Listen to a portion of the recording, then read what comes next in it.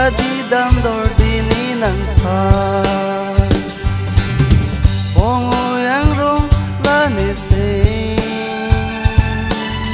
nang kan si kai ke nang do e jong hele ne jadi dam dor dini nang pa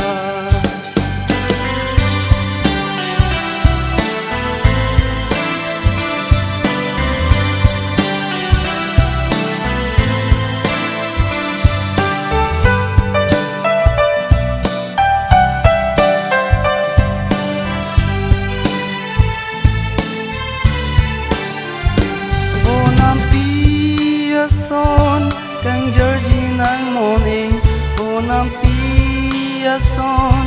kang Georgie nang mon e bonam pi a son kang Georgie nang mon e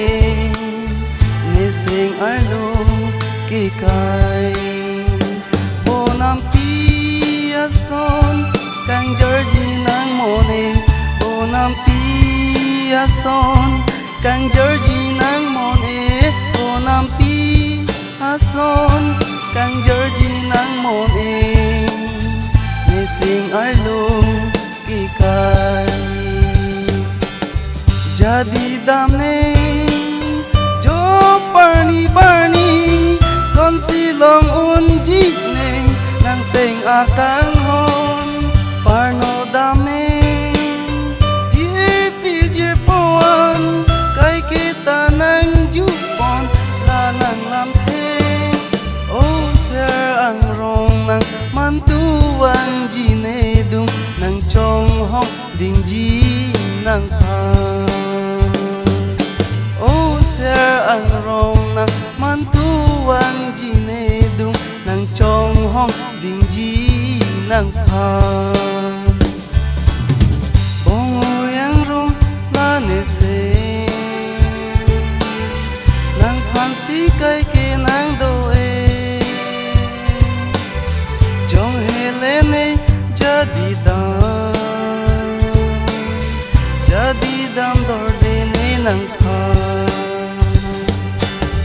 bongo yang rong la ne se nang phan si kai ke nang do e jong hele ne jadi dam dor de ne nang pa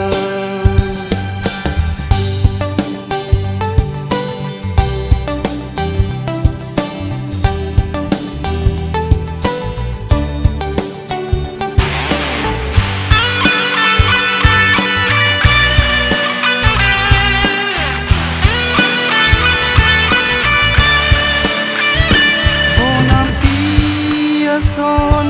kang Georgie nang mon e bonam pi a son kang Georgie nang mon e